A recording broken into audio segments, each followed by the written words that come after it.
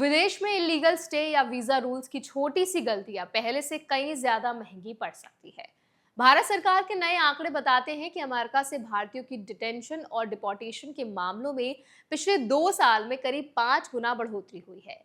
लेकिन सबसे चौंकाने वाली बात यह है कि सबसे ज्यादा भारतीय अमेरिका नहीं बल्कि यूएई से वापस भेजे गए हैं।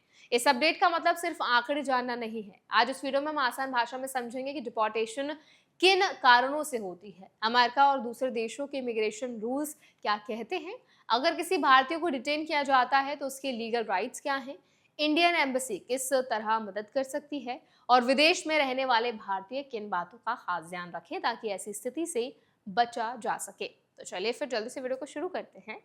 हाय, मेरा नाम है वर्षा दुबे और आप जो देख रहे हैं एनबीटी टेक एड पर। सबसे पहले सरकार के आंकड़े समझ लेते हैं।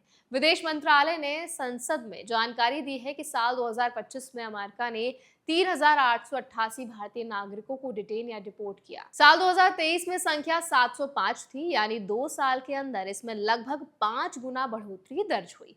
हालांकि सरकार ने डिटेंशन और डिपोर्टेशन के अलग अलग आंकड़े नहीं दिए हैं, बल्कि दोनों को एक साथ शामिल किया है। अब ये और इम्पोर्टेंट फैक्ट है, पिछले 5 सालों यानी 2021 से 2025 के बीच सबसे ज्यादा भारतीयों को यूएई ने वापस भेजा।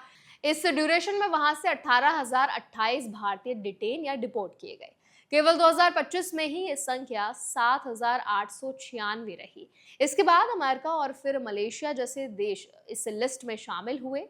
दक्षिण पूर्व एशिया के कई देशों में भी बड़ी संख्या में भारतीयों को वापस भेजा गया, जिसमें कई मामले इलीगल माइग्रेशन और फेक जॉब स्कैम से जुड़े पाए गए। अब सबसे जरूरी बात समझते हैं। डिपोर्टेशन का मतलब ये नहीं होता कि हर व्यक्ति ने कोई गंभीर अपराध किया है। कई मामलों में वीजा एक्सपायर होने के बाद भी रुकना, गलत कैटेगरी में काम करना, फेक डॉक्यूमेंट्स देना, इमिग्रेशन रूल्स का उल्लंघन करना या इलीगल एंट्री करना भी डिपोर्टेशन का कारण बन सकता है। इसीलिए ये मान लेना कि डिपोर्टेशन सिर्फ क्रिमिनल केसेस में होती है, ये बात बिल्कुल सही नहीं है। अगर किसी भारतीय को विदेश में इमिग्रेशन अथॉरिटी डिटेन करती है तो उसके कुछ लीगल राइट्स भी होते हैं। उसे अपने खिलाफ की जा रही कार्रवाई की जानकारी पाने का पूरा राइट होता है।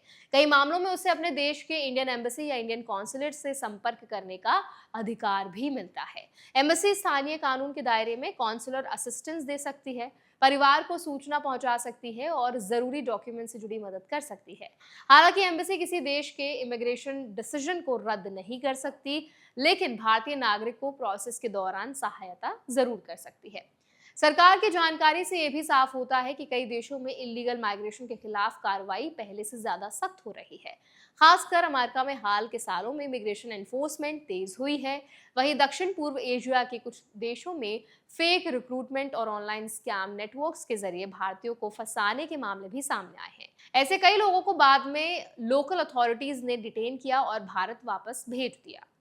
यही वजह है कि विदेश में नौकरी के लिए जाने से पहले कुछ सावधानियां बेहद जरूरी हैं। हमेशा वेरीफाइड एम्प्लॉयर के जरिए ही जॉब को एक्सेप्ट करें, वीजा की कैटेगरी को अच्छी तरह समझें और उसी के अनुसार काम करें। पासपोर्ट, वीजा और रेजिडेंस परमिट की एक्सपायरी डेट पर लगातार नजर रखें। अगर वीजा रिन्यूअल या स्टेटस चेंज की जरूरत हो तो आखिरी समय तक इंतजार ना करें।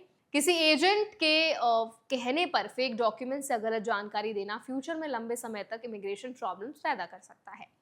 अगर किसी वजह से आपका इमिग्रेशन स्टेटस इंपैक्ट हो जाए तो मामले को छिपाने के बजाय तुरंत किसी लाइसेंस्ड इमिग्रेशन लॉयर या ऑफिशियल अथॉरिटी से सलाह लें।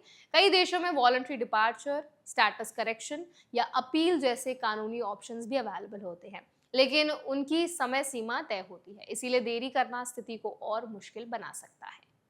तो आई होप वीडियो आपके लिए हेल्पफुल रहा होगा। अब इस पूरे वीडियो पर आप क्या टेक रखते हैं कमेंट्स में शेयर कर दें और वीडियोस के लिए हमारे चैनल एनबीटी टेक एड को भी जरूर सब्सक्राइब करें।